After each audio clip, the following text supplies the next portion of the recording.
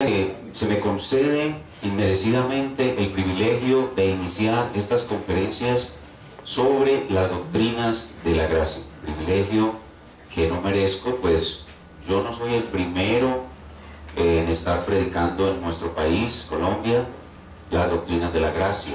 Hay otros hermanos antes que yo que están predicando y conocen mucho mejor las doctrinas de la gracia que yo, pero extrañamente por esas bendiciones especiales que el Señor nos da, se me concede el privilegio de comenzar exponiendo estas doctrinas.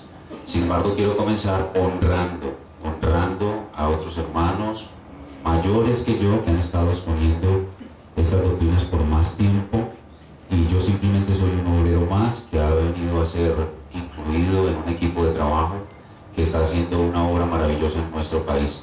El hecho de que tengamos ya esta tercera convención anual para pastores y hermanos que estamos en la Reforma es una muestra inequívoca de que nuestro Dios está haciendo una obra maravillosa en nuestro país.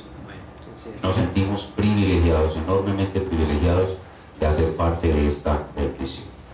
Comenzamos entonces con nuestro estudio sobre las doctrinas de la gracia, y comencemos haciéndonos una pregunta. Ya el pastor Sugel nos introdujo en el día de ayer el elemento histórico, pero hagámonos de nuevo la pregunta: ¿qué son las doctrinas de la gracia?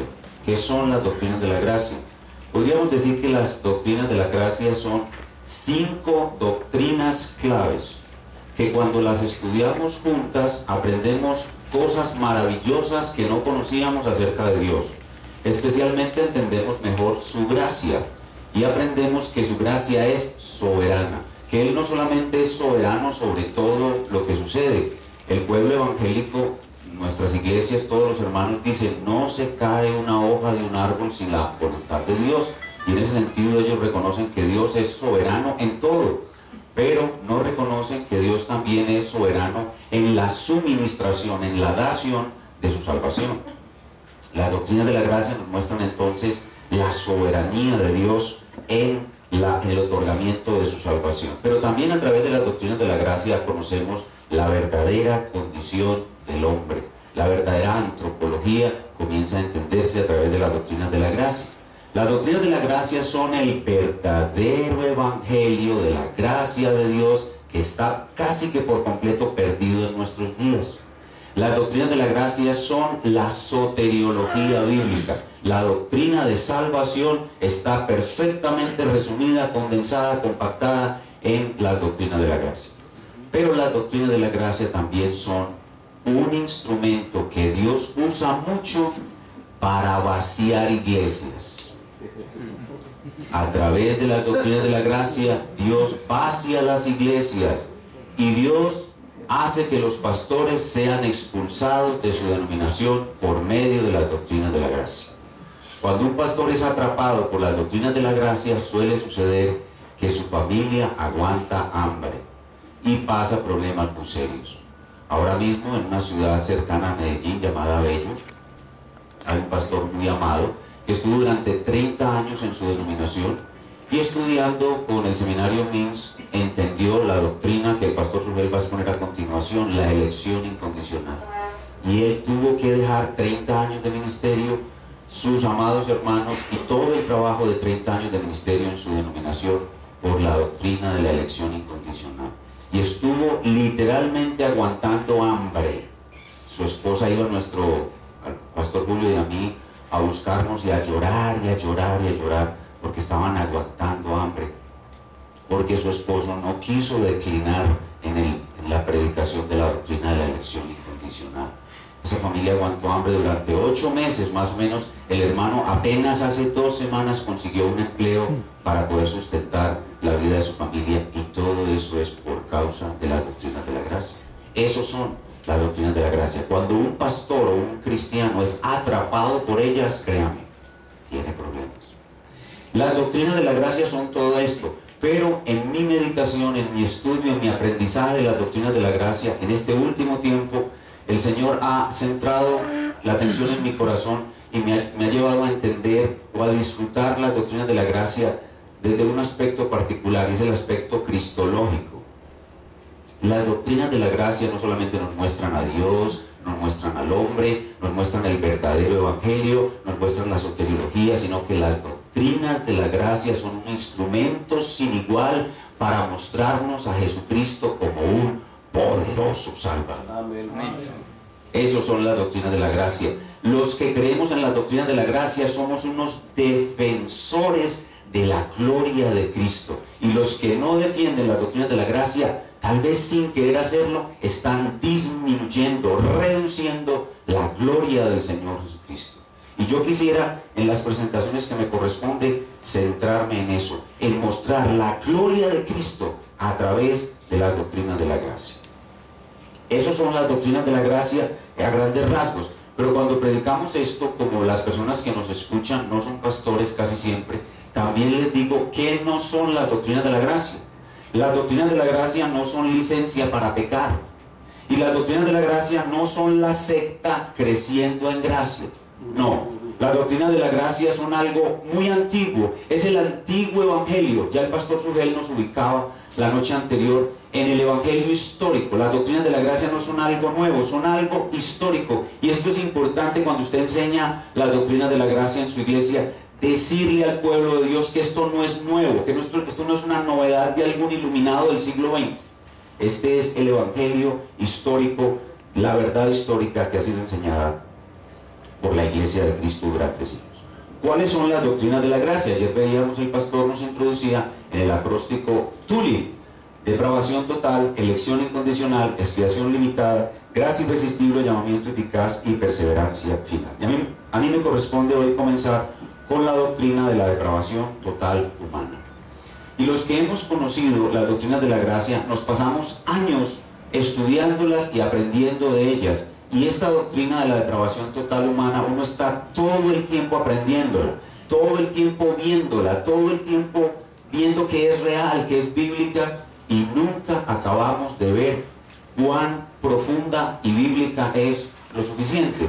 En Jeremías capítulo 17, versículo 9, el Señor dice: engañoso es el corazón y perverso, más que todas las cosas, ¿quién lo conocerá? Así que esta primera doctrina, la doctrina de la depravación total humana, nunca acabaremos de entenderla, nunca acabaremos de ver cuán profunda es la depravación humana, nunca entenderemos. La pregunta retórica que hay en el pasaje, engañoso es el corazón y perverso, ¿quién lo conocerá? Presupone que solo Dios puede comprender bien la doctrina de la depravación total humana, solo Él.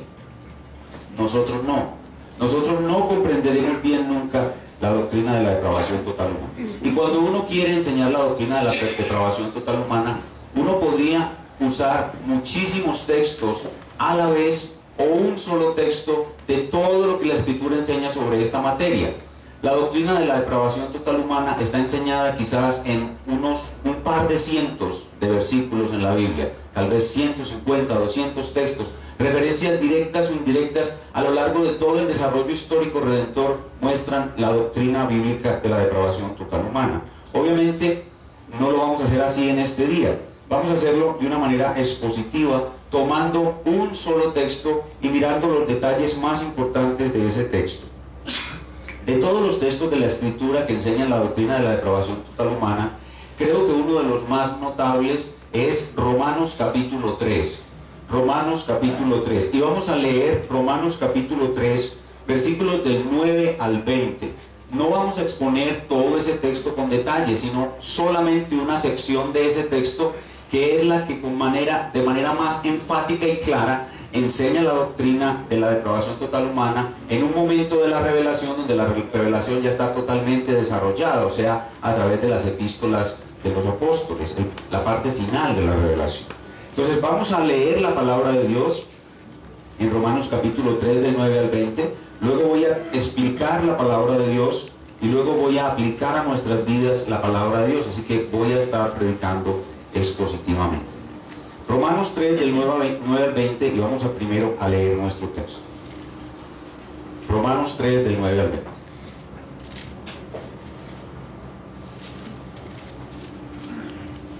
Dice la infalible e inerrante y todo suficiente palabra de Dios: ¿que pues somos nosotros mejores que ellos? En ninguna manera, pues ya hemos acusado a judíos y a gentiles que todos están bajo pecado, como está escrito: no hay justo ni aún uno, no hay quien entienda, no hay quien busque a Dios. Todos se desviaron, a una se hicieron inútiles. No hay quien haga lo bueno, no hay ni siquiera uno. Sepulcro abierto es su garganta, con su lengua engaña, veneno de áspides hay debajo de sus labios, su boca está llena de maldición y de amargura, sus pies se apresuran para derramar sangre. Quebranto y desventura hay en sus caminos, y no conocieron camino de paz. No hay temor de Dios delante de sus ojos, pero sabemos que todo lo que la ley dice, lo dice a los que están bajo la ley, para que toda boca se cierre y todo el mundo quede bajo el juicio de Dios. Esta enseñanza bíblica es tal vez la más clara, la más poderosa, la más evidente del par de cientos de versículos que creemos que hay en la Biblia que enseñan la depravación del hombre. Ustedes saben que en la carta de Pablo a los Romanos, el apóstol Pablo comienza mostrando precisamente en la predicación ordenada que hace del Evangelio el estado del hombre en su pecado, la depravación del hombre, el estado del hombre en su pecado, en su universalidad. Y en ese contexto el apóstol Pablo hace esa declaración que acabamos de leer. Y este pasaje, para su estudio, nosotros podríamos dividirlo en 4 partes, entendiendo que el apóstol está entonces disponiendo todo para predicar una salvación por la fe sola, no por obra, sino por gracia, y mostrando la depravación del hombre, y que su asunto es mostrar esa depravación. Podemos ver en nuestro pasaje 4 cosas. Lo primero es la acusación de nuestra depravación. En el verso 9 el apóstol dice: ya hemos acusado a judíos y a gentiles. Lo primero que vemos es la acusación de nuestra depravación. En segundo lugar, vemos unas características de esa depravación. Entre los versículos 10 al 12 especialmente, el apóstol da unas características de esa depravación. No hay justo ni uno, no hay quien entienda, todos se desviaron. Unas características de esa depravación. Luego muestra algunas evidencias, cómo se manifiesta esa depravación. El uso terrible de la lengua, cómo maldicen, cómo están llenos de amargura, cómo son homicidas, cómo por causa de sus pecados no pueden vivir en paz y en deleite, sino quebranto y desventura hay en sus caminos. Evidencias de esa depravación. Y finalmente el apóstol termina mostrando cuál es el veredicto de Dios para esa depravación. Y en el versículo 19 él dice: todo el mundo quede o ha quedado bajo el juicio de Dios, el veredicto hacia esa depravación. Entonces son 4 cosas que vemos en el texto. Primero, la acusación. Segundo, las características. Tercero, las evidencias. Y quinto, el veredicto acerca de nuestra depravación. Es un texto muy largo y yo no voy a exponer todo el texto. Simplemente voy a hacer un mayor énfasis en el punto número 2, que son las características de nuestra depravación. El punto número 2 es la esencia de lo que quiero presentar en la mañana de hoy. Sin embargo, voy a tocar los otros 3 puntos de una manera superficial, pero quiero concentrarme en el punto número 2. Comencemos entonces mirando la acusación de nuestra depravación en el versículo 9. Y sin duda alguna que el apóstol Pablo está hablándonos en este texto en un ambiente de juicio, en un ambiente de tribunal. Es como si él estuviera en el tribunal de Dios y mostrándonos el caso de la humanidad ante Dios, el caso de la raza humana ante su juez. Es un lenguaje de tribunal, es un lenguaje de juez y acusado, es un lenguaje de juicio. Entonces el apóstol comienza con esta acusación ante el juez. Dice el verso 9: ya hemos acusado. Y cuando dice ya hemos, es porque él venía haciéndolo desde atrás.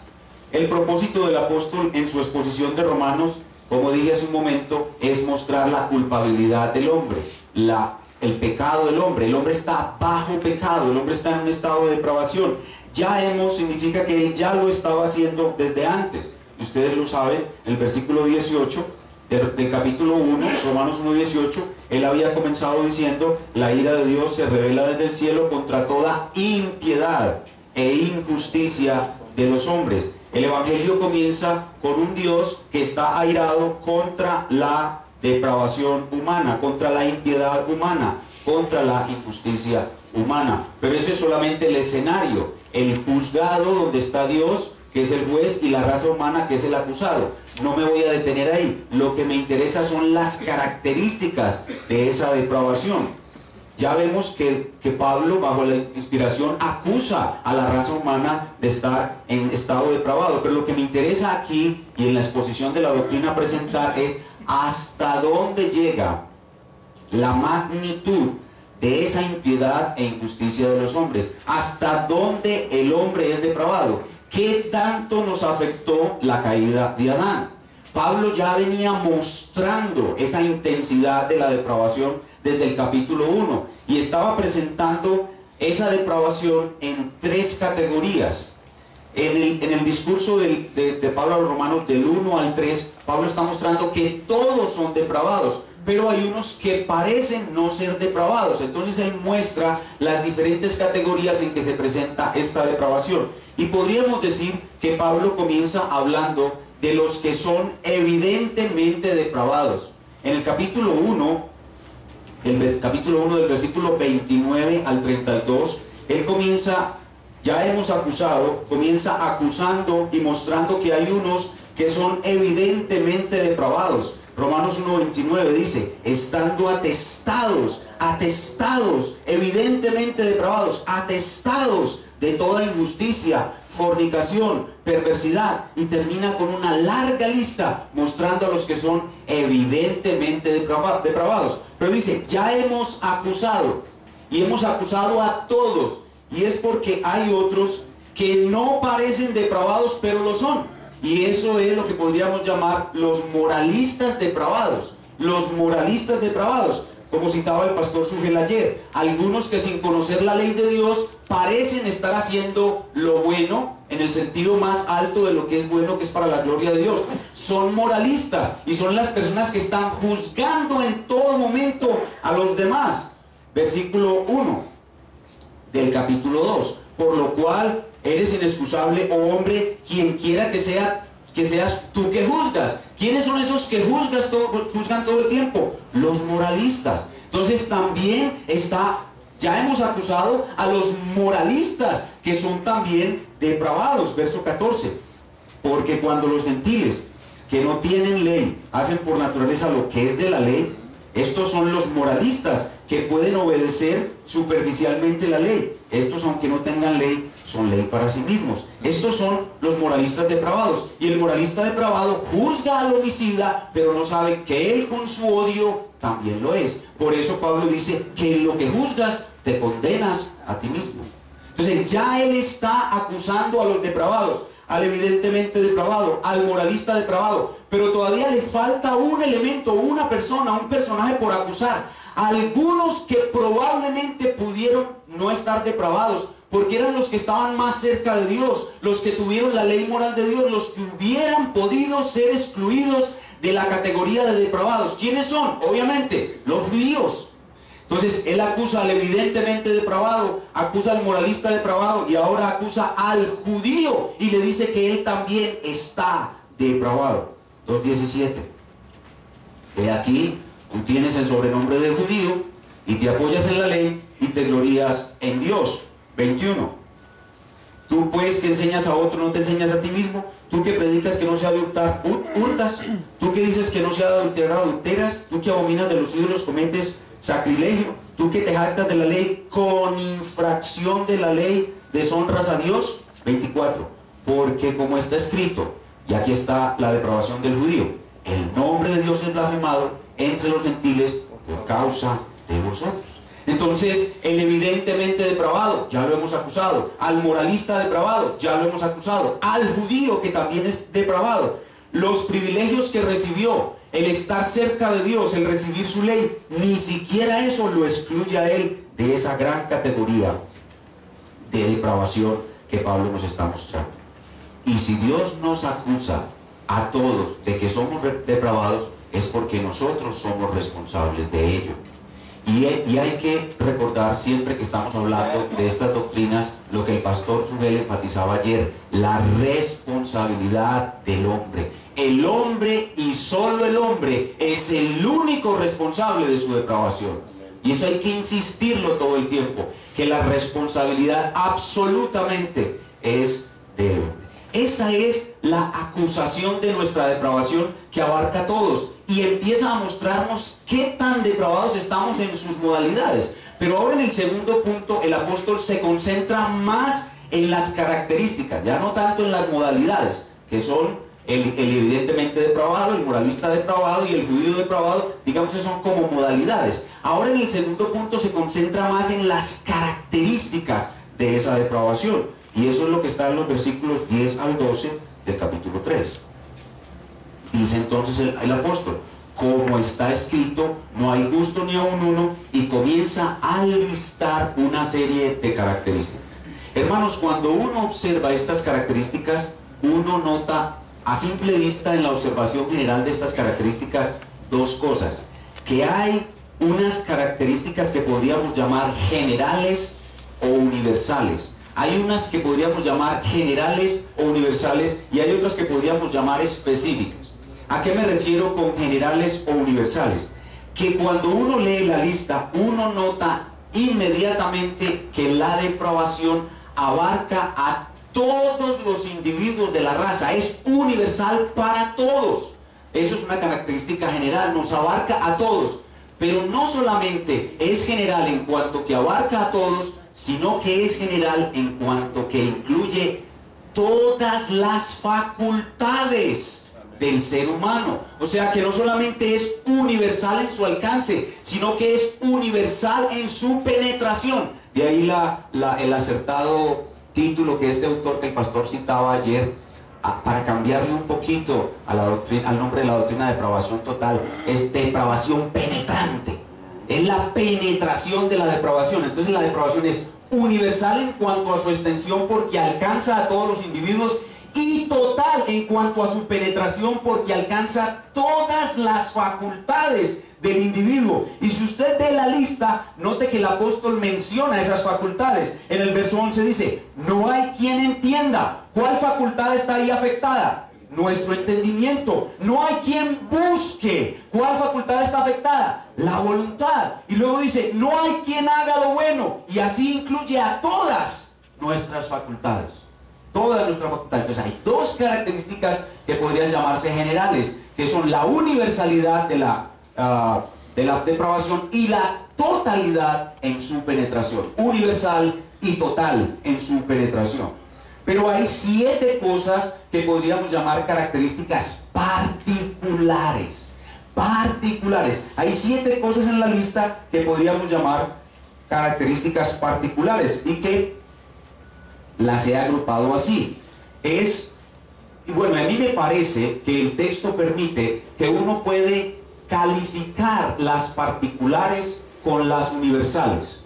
Las universales son generales en su extensión y totales en su penetración. Y las particulares son ausencia de justicia, ausencia de entendimiento, ausencia de búsqueda de Dios, ausencia de orientación, ausencia de utilidad, ausencia de buenas obras y ausencia de temor. Y es mi humilde opinión que las generales califican a las particulares, de tal manera que yo puedo decir que las características de la depravación total humana son una ausencia universal y total de justicia, una ausencia universal y total de entendimiento, una ausencia universal y total de búsqueda de Dios, una ausencia universal y total de orientación, una ausencia universal y total de utilidad, una ausencia universal y total de buenas obras, y una ausencia universal y total de temor de Dios. Y como son 7, me ha dado por ponerlas de que esta depravación es una depravación elevada a la 7ª potencia. Y es la forma con más didáctica como se me ha ocurrido de ayudarles a los hermanos a entender qué tan grave, qué tan extensa y qué tan profunda es nuestra depravación. 7 características, de las cuales todas se pueden calificar como universales y totales, son lo que identifica el estado de la raza humana de toda la raza humana después de la caída de Adán. Veamos brevemente cada una de ellas. Yo quiero invitarlos a que cada uno profundice un poco más en cada una de ellas. Son 7 subpuntos para un punto de un sermón, eso es demasiado largo, así que solamente las vamos a ver a vuelo de pájaro. Comencemos con una ausencia universal y total de justicia, dice el verso 10. Como está escrito, ¿y está escrito en dónde? En los salmos y en los profetas. Así que la doctrina de la depravación humana, como ustedes pueden ver, no es nuevo testamentaria solamente, tiene su raíz en el Antiguo Testamento. No hay justo ni aún uno. Ausencia universal y total de justicia. Es decir, que el hombre, cuando procura obedecer a Dios para presentarse justo delante de Él, le es absolutamente imposible. A todos absolutamente, y debido a la gran incapacidad de su corazón, el hombre no puede jamás presentarse justo delante de Dios. Por mucho que se esfuerce, por muy bueno que sea, todos están destituidos de la justicia de Dios. Ninguno la puede alcanzar. Y en Isaías 64:6 se nos dice que cuando procuramos obedecer la ley haciendo buenas obras, nuestras buenas obras no son más que trapos sucios de inmundicia. Ausencia total y universal de justicia. Pero en segundo lugar, ausencia total y universal de entendimiento. Versículo 11. No hay quien entienda. ¿Qué es lo que el hombre en su incapacidad total no puede entender? Bueno, no puede entender a Dios. No puede entender ni su naturaleza, ni su justicia, ni su juicio, ni su obra, ni su palabra. No puede entender su condición como pecador. Lo más tremendo es que el hombre se cree bueno. No solamente está en un estado que es incomprensible para nosotros de depravación, sino que él se cree bueno. O sea que es todo lo contrario. No solamente no sabe todo lo malo que es, sino que se cree bueno. Él no tiene un entendimiento correcto, su entendimiento está loco, está loco. Ustedes recuerdan cuando el hijo pródigo regresa a su padre, dice el texto que él volviendo en sí. ¿Por qué? Porque estaba loco. La vida que él vivía, lo que pensaba de sí mismo, lo que pensaba de Dios, era todo locura. Como dice 1 Corintios 2:14.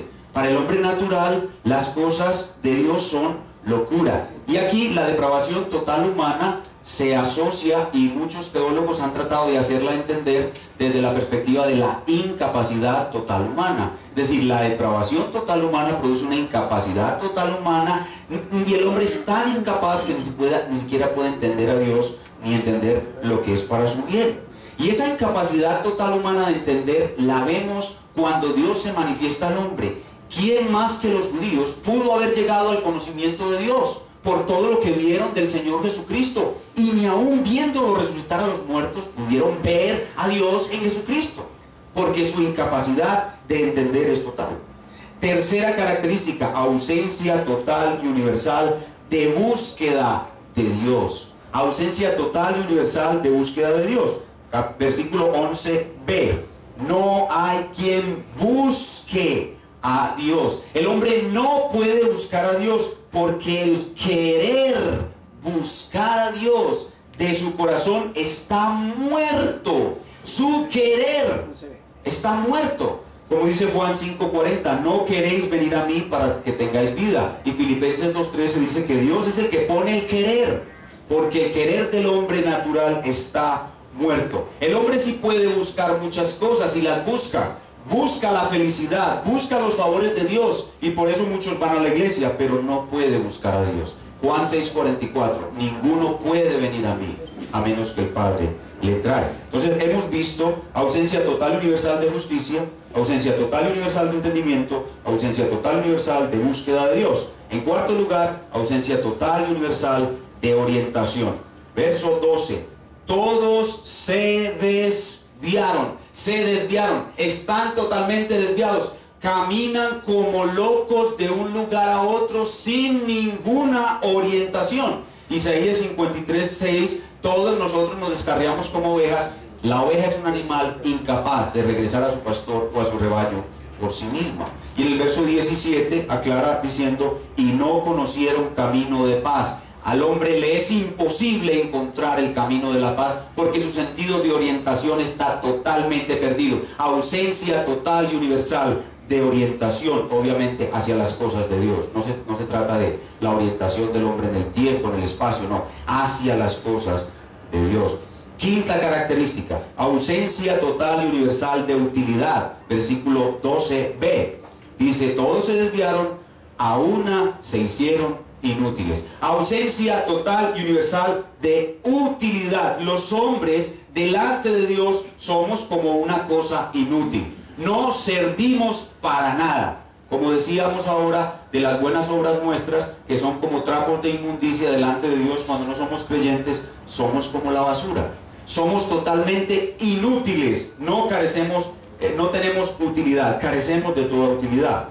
Sexta característica, versículo 12c, ausencia total y universal de buenas obras. Dice, todos se desviaron, a una se hicieron inútiles, no hay quien haga lo bueno, no hay ni siquiera uno. El hombre nacido después de la caída no puede hacer nada bueno en su sentido más alto, como nos explicaba ayer el pastor Sugel, para la gloria de Dios. No es que él no pueda hacer cosas buenas, como bien nos explicaba el pastor. Puede ser un buen esposo, puede ser un buen vecino, un buen amigo, hacer cosas que son nobles a los ojos de Dios, a los ojos de los hombres, y aún a los ojos de Dios. Pero esas cosas no tienen el valor, no alcanzan a hacer obras buenas porque no son hechas para la gloria de Dios. Para que una obra alcance ese estado máximo de agradar a Dios, tiene que ser hecha primero conforme a la ley de Dios. Y el hombre impío puede hacer eso. Él puede hacer algo conforme a la ley de Dios. Pero para que sea agradable tiene que ser hecha con un corazón regenerado. Hebreos 11:6, sin fe es imposible agradar a Dios. Y en tercer lugar, que es la cumbre de toda buena obra, debe ser hecha para la gloria de Dios. Todo lo que hacéis, sea comer o beber, háganlo para la gloria de Dios. El hombre natural no puede hacer eso. Y por eso es que todas sus obras no son apreciadas por Dios en el sentido más alto de lo que es una buena obra. Y cuando vemos la doctrina de la depravación humana trazada en la historia, como nos mencionaba ayer el pastor Sugel, el primero que comenzó a enseñarla y a exponerla claramente, a sistematizarla, fue San Agustín. Y él describió, que está en la Confesión de Fe de Westminster y de Londres, los 4 estados de la naturaleza humana. Y en los 4 estados de la naturaleza humana, Agustín definía la posibilidad que tiene el hombre de hacer o no hacer buenas obras. Cuando Adán fue creado, él podía pecar y podía no pecar. Pero una vez Adán pecó, él y toda su descendencia no puede no pecar. Y ahora el hombre regenerado otra vez puede pecar y no pecar, y cuando estemos en gloria no podremos pecar. Esa es la forma como él presentaba el estado de la depravación humana en las cuatro estados de la naturaleza humana. Hemos visto entonces ausencia total y universal de justicia, ausencia total y universal de entendimiento, ausencia total y universal de búsqueda de Dios, ausencia total y universal de orientación, ausencia total y universal de utilidad. Vamos en la sexta, ausencia total y universal de buenas obras, y terminamos con la séptima, ausencia total y universal de temor de Dios. Versículo 18, no hay temor de Dios delante de sus ojos. Los hombres no tienen temor de Dios, no tienen temor del juicio de Dios. De hecho, cuando el Espíritu Santo viene a ellos, Él los convence de pecado, de justicia y de juicio, pero el hombre por sí mismo nunca tendrá temor de Dios. Esta es una forma completa, comprensiva, descriptiva de nuestra depravación, que está incluida dentro del texto, es una parte del texto. Pero la Biblia se ocupa de presentarnos toda esta depravación de una manera compacta, y lo hace con una sola palabra. La depravación total del hombre es presentada por la Biblia de una manera metafórica con una sola palabra. La Biblia dice que el hombre nacido de Adán nace muerto. Está muerto. Y esa palabra muerto abarca todo lo que hemos dicho hace un momento. Lo comprende en una descripción metafórica y gráfica. Veamos Efesios capítulo 2, versículos del 1 al 10.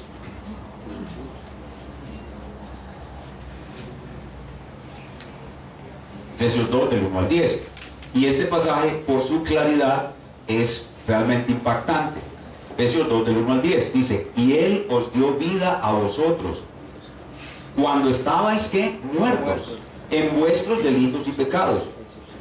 Noten que no se trata de la muerte física, sino de una muerte espiritual, en los cuales anduvisteis en otro tiempo, siguiendo la corriente de este mundo, conforme al príncipe de la potestad del aire, el espíritu que ahora opera en los hijos de desobediencia, entre los cuales también, otra vez, universal, todos nosotros vivimos en otro tiempo en los deseos de nuestra carne, total, penetrante, haciendo la voluntad de la carne y de los pensamientos. Notan la penetración de nuevo. Y éramos por naturaleza hijos de ira. Ahí está de nuevo el juicio de Dios contra nuestra depravación, lo mismo que los demás. Pero Dios, que es rico en misericordia, por su gran amor con que nos amó, aun estando nosotros de nuevo muertos en pecado, nos dio vida juntamente con Cristo.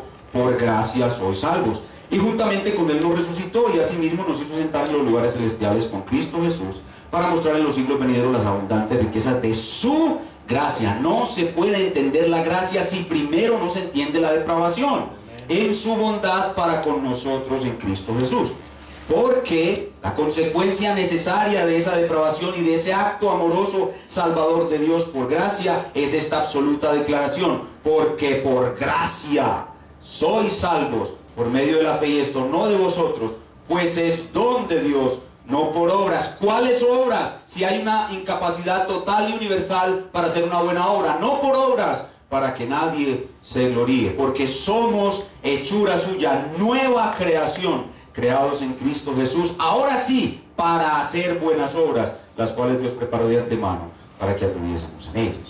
Habiendo visto entonces este compacto de características de la depravación y cómo la palabra muertos la resume, la doctrina de la depravación total humana por primera vez nos coloca en ocasión de entender qué es la gracia de Dios. ¿Qué es la gracia de Dios? Algunos decimos que es un favor inmerecido, pero una definición más profunda y más precisa de lo que es la gracia de Dios es recibir lo contrario a lo que yo merezco. Es contrameritoria. La gracia de Dios es contramérito. No es el mérito mío, sino es contra mis méritos, o mis antiméritos, o mi demérito. ¿Y cuál es la forma? Bueno, esta es la forma clara, en forma de frases y sentencias claras, en forma de prosa didáctica que nos enseña la palabra de Dios a saber que hay depravación y a entender su magnitud. Pero la Biblia se ocupa de que entendamos esa depravación también a través de ilustraciones. ¿Cuáles son las ilustraciones que la Biblia usa para hacernos entender la depravación? Podríamos mirar por toda la Biblia muchas ilustraciones. El caso del Valle de los Huesos Secos en Ezequiel 37. Todos sabemos que ese texto está dirigido particularmente a la nación de Israel. Pero ¿quién puede ceder ante la tentación de no ver una ilustración de la depravación total humana y de la muerte humana en ese texto? Que la raza humana es como la nación de Israel, ¿verdad? Como un valle de huesos secos. Y si no es porque Dios le da vida a esos huesos secos, no pueden venir a Dios. Esa es una buena ilustración de la doctrina de la depravación humana. Pero hay muchas más. Los hombres prediluvianos. Los hombres prediluvianos, en Génesis 6:5 dice que los pensamientos de su corazón eran de continuo solamente el mal. Solamente el mal. Y seguimos viendo ilustraciones. La primera generación de israelitas que salió de Egipto. ¿Quiénes vieron a Dios como esas personas? ¿Quiénes lo oyeron? ¿Quiénes lo tuvieron cerca? Y aún así no pudieron venir a Él. Perecieron en el desierto por su incredulidad. Ellos son una ilustración perfecta de la total depravación humana, de la total incapacidad humana. Aún más, Judas Iscariote es una ilustración impresionante de la depravación humana. ¿Quién vio la gloria del Señor como Él? Y aún así fue condenado. Entonces, esto es lo que la Biblia nos enseña acerca, en primer lugar, de la acusación de nuestra depravación. En nuestro texto, Romanos 3, volvamos allá por favor. Y también sobre las características de esta depravación. Pero ahora nuestro texto, y mucho más brevemente, nos muestra evidencias, cómo se manifiesta en el hombre esa depravación. Y esas evidencias son incontables. Obviamente el apóstol Pablo hace algunas menciones de algunas, y habla por ejemplo de la lengua. Sepulcro abierto es su garganta, con su lengua engañan, del homicidio, etc. Son evidencias de esa depravación. Entonces la humanidad la Biblia no solamente enseña la depravación, sino que la humanidad da evidencias de que la humanidad está depravada. Y aquí nos preguntamos, pastor, le preguntan a uno, pastor, entonces, ¿por qué si el hombre está así tan depravado como usted dice a la séptima potencia? ¿Por qué no todos son como Hitler? ¿Por qué no todos son como Pablo Escobar? ¿Por qué no todos son todos los depravados que debieran ser? ¿O porque la gracia de Dios continúa actuando de otra forma sobre este mundo? La gracia común de Dios frena el pecado e impide que los hombres manifiesten toda su depravación. Quite la gracia de Dios, el freno que la gracia común de Dios hace sobre el ser humano, y verá que la viejita buena Mussolini se convierte en un estudiante de kindergarten al lado de la viejita de la esquina que le da comida a los gamines y a los niños necesitados. Quite el freno de la gracia común y verá que la depravación se manifiesta profundamente. Y finalmente nuestro texto termina con el veredicto acerca de nuestra depravación en el versículo 19. Pero sabemos que todo lo que la ley dice, y la ley está puesta allí para mostrarnos nuestra depravación, lo dice a los que están bajo la ley, para que toda boca se cierre, de nuevo universal, y todo el mundo, de nuevo universal, quede bajo el veredicto de Dios. ¿Cuál es el veredicto de Dios? Culpables. ¿Qué hemos visto entonces rápidamente? Vimos la acusación de nuestra depravación, las características de nuestra depravación, las evidencias y el veredicto. Y contrario a la doctrina bíblica de la depravación total humana y a la doctrina bíblica de la salvación por la sola gracia, a través de la historia de la Iglesia, las ideas filosóficas de personas como Pelagio, los semipelagianos, Arminio, los wesleyanos y la mayoría de los evangélicos en nuestros días dicen que la caída del hombre no afectó tanto al hombre como acabamos de describir. Y eso es lo que ha impedido que la Iglesia se deleite en las doctrinas de la gracia. Las ideas filosóficas de estos hombres que han convencido a la raza humana bajo el dominio y el engaño de Satanás de que el hombre no quedó tan afectado como acabo de describirlo, y que el hombre todavía conserva alguna capacidad de volverse a Dios por sí mismo, y eso es lo que han llamado a veces libre albedrío. Como veíamos anoche, a veces se llama libre albedrío a esta capacidad y a veces se llama libre albedrío a la responsabilidad humana. Aquí estamos hablando de la capacidad. Los semipelagianos, pelagianos, arminianos, wesleyanos insisten que la doctrina de la depravación total no es bíblica, que el hombre no está tan depravado. Ustedes exageran, no exageren tanto. El pelagiano dice que el hombre no fue afectado, que el único que fue afectado fue Adán. El semipelagiano o arminiano dice que sí fue afectado, pero conserva la capacidad de volverse a Dios.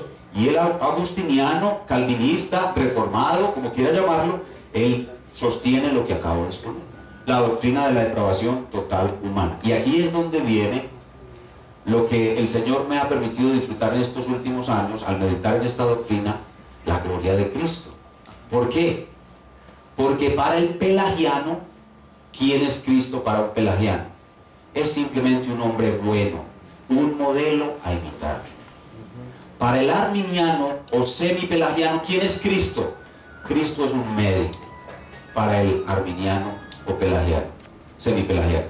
Pero para nosotros, los agustinianos, calvinistas o reformados, que no creemos que el hombre esté bueno, ni siquiera enfermo, sino totalmente depravado, Cristo es un todopoderoso Salvador, porque yo necesito que Él me resucite, y un amigo que me da buen ejemplo no me puede resucitar, o un buen médico no me puede resucitar. Yo necesito un todopoderoso Salvador que me resucite.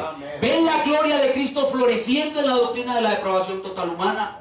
Cuando hablamos de la depravación total humana, no solamente hablamos del hombre, hablamos de Cristo, y exaltamos a Cristo como un todopoderoso Salvador. Hermanos, nadie tiene un concepto más elevado de Cristo que un agustiniano, calvinista o reformado. Nadie. Nosotros somos los defensores de la gloria de Cristo. Los demás son agresores contra su gloria, y nosotros sus defensores. Yo quiero que esta mañana usted se sienta así, un defensor de la gloria de Cristo. Y a medida que avanzamos en las 5 doctrinas. Esta doctrina de la depravación solo pone un fundamento. A medida que avanzamos, la gloria de Cristo comienza a verse más y más resplandeciente. Y por eso, cuando uno estudia las doctrinas de la gracia, uno tiene que terminar postrado, adorando a Cristo. Como decía el pastor ayer, que salgamos de aquí siendo mejores adoradores del Señor Jesucristo. Eso es lo que hace la doctrina de la depravación total humana. Eleva nuestro amor y nuestro conocimiento de la gloria de Cristo. ¿Qué hemos aprendido hoy, resumiéndolo en forma breve? Hemos aprendido que el evangelio verdadero de la gracia de Dios comienza con la ira de Dios contra la depravación total humana. Hemos aprendido que la depravación humana es total y universal, y de una manera folclórica lo he dicho, elevado a la 7ª potencia. Hemos aprendido que solo la gracia de Dios puede resucitar al hombre muerto en tal depravación y darle una nueva vida, y que solo Cristo es el autor de esa maravillosa salvación. ¿Y qué podemos hacer? ¿Qué podemos sacar de este texto como aplicaciones? Ya prácticamente he dado las aplicaciones. Cuando vemos esta doctrina de la depravación total humana, tenemos que quedar muy maravillados y muy sensibles a la gloria de Dios en la obra de la cruz. La doctrina de la depravación total humana nos hace muy sensibles a la gloria de Dios en la obra de la cruz. Pablo lo decía en Gálatas 6, capítulo 6, versículo 14. Pablo decía: no tengo de qué gloriarme, sino en la cruz del Señor Jesucristo, por quien el mundo me es crucificado a mí y yo para el mundo. Lejos esté de mí gloriarme, sino en la cruz. La doctrina de la depravación total humana es una puerta de entrada a la cristología más excelsa. La doctrina de la depravación humana nos hace despreciarlo todo por amor de la obra de la cruz. Eso es la doctrina de la depravación humana, una exaltación, el escenario necesario para exaltar la obra de la cruz. Pero en segundo lugar, como aplicación, habiendo visto que esa depravación es quitada en nosotros y que nosotros hemos sido librados de ella para buenas obras, entonces hagamos esas buenas obras. Ya que nosotros somos los únicos que podemos hacerlas, pues hagámoslas. Eso sí, mantengamos nuestra humildad, porque si bien ya los creyentes no estamos en depravación total, pero continuamos en imperfección total. Entonces tenemos que hacer nuestras buenas obras con toda humildad, sabiendo que aún nuestras buenas obras tienen que ser purificadas por el Señor Jesucristo. Y la tercera y última aplicación es que si usted ha sido capturado, atrapado por las doctrinas de la gracia, predique con valor. Amén. La doctrina de la depravación total humana. No tenga temor, no busque agradar a los hombres, no busque agradar a los hombres. Insistimos frecuentemente en la iglesia, a los hermanos y a los que estamos entrenando en estas cosas, y a veces somos un poco exagerados y decimos cosas. Yo digo cosas a veces de las cuales después me arrepiento. Por ejemplo, en estos días estábamos enseñándole a un grupo estas cosas y le decíamos: hermano, no busque agradar a los hombres, sea valiente, predique la condición del hombre como antesala para el evangelio, de manera correcta, usando la ley de Dios y mostrando la doctrina de la depravación humana. Y sabe que si su jefe es una eminencia, un PhD, y usted le quiere compartir del evangelio de Jesucristo, no vaya y le diga: doctor, Dios lo ama y tiene un plan maravilloso para usted. Dígale: doctor, usted es una rata inmunda. Predique con valor la doctrina. Yo después me arrepiento y les digo: no le vayan a decir eso al jefe que... Pero ustedes me entienden lo que quiero decir, ¿verdad? Prediquen con valor la doctrina de la depravación total humana. Hermanos, el Señor nos ha llamado a predicar con valor la doctrina de la depravación total humana. Pablo dice: si yo busco agradar a los hombres, no soy siervo de Jesucristo. Así que los invito a ser valientes y a predicar la doctrina de la depravación total humana. Puestos de pie, mis hermanos, vamos a terminar en oración.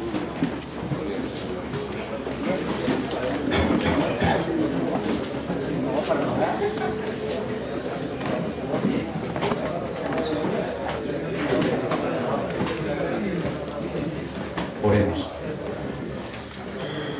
Señor, ¿Cuántas aplicaciones personales y ministeriales tiene esta doctrina para nosotros? Cuando la escuchamos una vez más, vez tras vez, podemos ver la horrible condición en que estábamos y de dónde nos sacaste tú. Como dice la Escritura, tú eres el que rescata del hoyo mi vida. Hoy hemos visto una radiografía del hoyo y podemos entenderlo mucho mejor. Y podemos estar mucho más agradecidos con Cristo y empezar a considerarlo, empezar a considerar que nuestro aprecio por Cristo realmente es mínimo, que le amamos muy poco y le admiramos muy poco, y de eso quizás tengamos que arrepentirnos, porque no le conocemos verdaderamente en su gloria, en su grandeza. Oh Señor, si tú quitases el velo de nuestra ignorancia que aún no nos permite ver la grandeza de la gloria de Cristo, y nos mostraras esa obra maravillosa, gloriosa, todopoderosa, invencible y perfecta que Él ha hecho para salvarnos a nosotros que estábamos en una condición de total depravación. Oh Señor, permite que esas dos palabras o tres palabras que son una declaración teológica, depravación total humana, sean comprendidas por nosotros en el transcurso de nuestras vidas, de tal manera que nuestro aprecio y amor por Cristo crezca. Amén. De tal manera que podamos seguir siendo humildes hasta el final de nuestras vidas, y de tal manera que estemos dispuestos a dar nuestra vida por la obra de Cristo, ser defensores de su gloria, no buscar agradar a los hombres, sino morir predicando la gloria de nuestro Señor. Amén, amén. Gracias porque estás haciendo en estos hombres que están aquí, en la mayoría, una obra de enseñanza, en otros una obra de confirmación y en otros una obra de deleite.